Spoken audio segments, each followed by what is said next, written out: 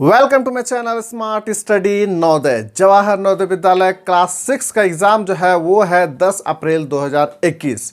बहुत ही जल्द admit card भी आने वाले हैं। अभी तक उसका कोई नोटिफिकेशन जो है वो जवाहर नवोदय विद्यालय समिति नहीं किया है। तो जैसे ही नवोदय विद्यालय समिति उसका जैसे ही कुछ वैसा डिटेल जो है नोटिफिकेशन जैसे जारी करता है तो आप तक जो है वो वीडियो सबसे पहले पहुंच जाएगा। तो अगर आप चैनल पर नए हैं तो चैनल को जरूर से जरूर सब्सक्राइब करके बेल आइकन को जरूर दबा दीजिएगा।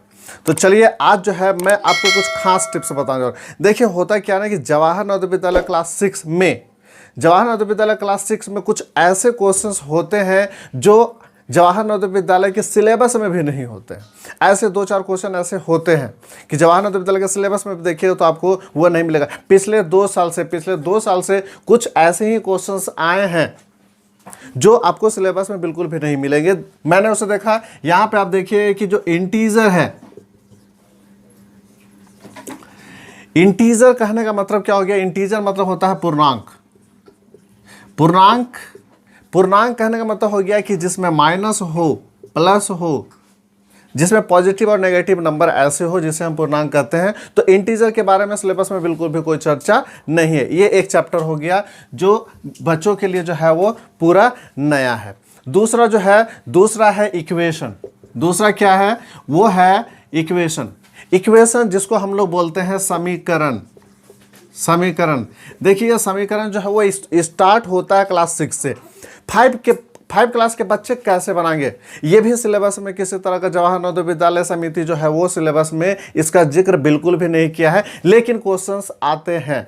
कैसे बनाइएगा आप, किस तरह से आप इसको कीजिएगा? तो मैंने पहले भी बताया है कि क्लास 6 का जो है आपका इक्वेशन चैप्टर्स उसको आप क्लियर कीजिए। अदरवाइज मेरे वीडियो भी बने हुए हैं इक्वेशन से रिलेटेड, उसे भी आप देख सकते हैं। उसका भी लिंक मैं डिस्क्रिप्शन बॉक्स में दे दूंगा, उसे आप देख सकते हैं। तो ये कुछ चैप्टर हैं। इसके अलावा देखिए जो पहले जो क्वेश्चन आते थे खासकर मैथ में, अगर हम मैथ की बात करें, स्पेशल मैं मैथ का ही चर्चा कर रहा हूं। मैथ में जो क्वेश्चंस आते थे पहले आते थे कितने? 25 क्वेश्चन। अब कितने क्वेश्चन आते हैं? 20। ठीक है। तो क्या क्या चीज हटा? देखिए पहले के समय में क्या था ना कि वर्गमूल है ना, वर्गमूल हो गया, औसत हो गया, ये सारे चैप्टर्स जो है इससे भी क्वेश्चंस आते थे पहले। ठीक है। मेरे बहुत सारे स्टूडेंट ने वर्गमूल से भी क्वेश्चंस बनाए हैं, ऐसे क्वेश्चंस आए हैं। लेकिन ये सब चैप्टर जो है वो हटा दिया गया। आप अपने बुक को देखिए, आपके बुक में जो है जो इंडेक्स दिया हुआ है, जो चैप्टर्स का इंडेक्स दिया, क्या उसमें वर्गमूल है, क्या उसमें औसत है? आप उसे देखिए। अगर दिया हुआ है तो आप उसे बिल्कुल हटा दीजिए, क्योंकि उससे क्वेश्चंस बिल्कुल भी नहीं आते हैं। अब देखिए यहाँ पे जो क्वेश्चंस हैं, अब इसके साथ साथ आप अगर अपना गेस पेपर देखिएगा, जो गेस पेपर प्रैक्टिस पेपर देता है, उसमें भी जो क्वेश्चंस हैं वो औसत से, वर्गमूल से, बहुत सारे ऐसे पेचीदा क्वेश्चंस दिए हुए होते हैं। बहुत सारे ऐसे क्वेश्चंस होते हैं जो सेट वाले इस तरह से बना देते हैं, वैसा क्वेश्चन बिल्कुल भी कभी से कभी नहीं आता है। साथ में जो 5 क्वेश्चन माइनस हुआ है, जो 25 से 20 हुए, इसमें कुछ 2 साल के जब क्वेश्चन पेपर देखा गया तो उसमें क्या क्या चीज हटा? पहला जो है वो हट गया आपका दंडालेख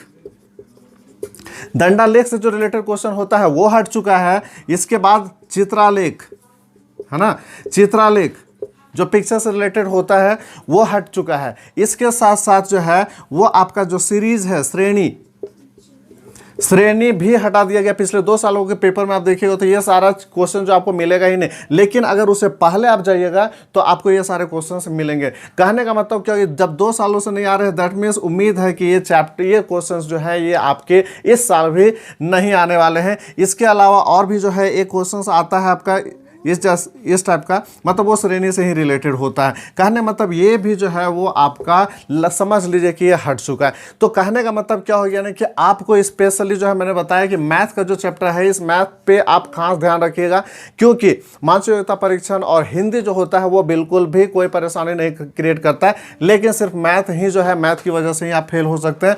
लेकिन आपको खास ध्यान रखना है, ऐसा नहीं कि प्रैक्टिस पेपर में कुछ भी दिया हुआ है तो आप सारा चीज़ पढ़ लीजिए। आप सिलेबस को ध्यान रखिए, मैंने जो बताया उस पर खास ध्यान रखिए।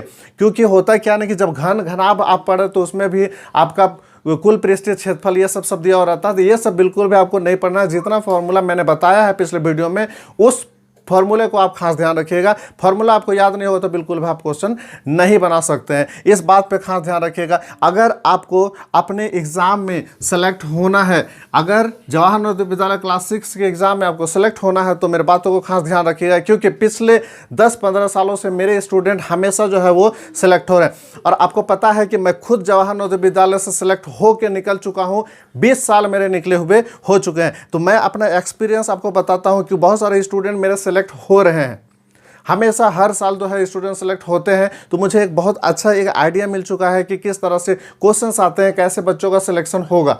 इसलिए मैं जो खास बात बता रहा हूँ इस पर आप ध्यान रखिएगा, क्योंकि जवाहर नवोदय विद्यालय का सिर्फ यही कहना है कि आप शिक्षार्थ आइए सेवार्थ जाइए। तो कहने का मतलब हो गया कि मैं जितना भी वीडियो बना रहा हूँ आपके लिए बना रहा हूँ फ्री ऑफ कॉस्ट, कोई कॉस्ट आपको नहीं देना पड़ रहा है। कहने का मतलब एक तरह का सेवा है। तो चलिए, एक छोटा सा वीडियो था, कैसा लगा? अगर अच्छा लगा तो अपने दोस्तों को जरूर शेयर कीजिए, और चैनल पर नया तो चैनल को सब्सक्राइब करके बेल आइकन को जरूर दबा दीजिएगा। चलिए, आज के लिए बस इतना ही। Okay, thanks for watching my video.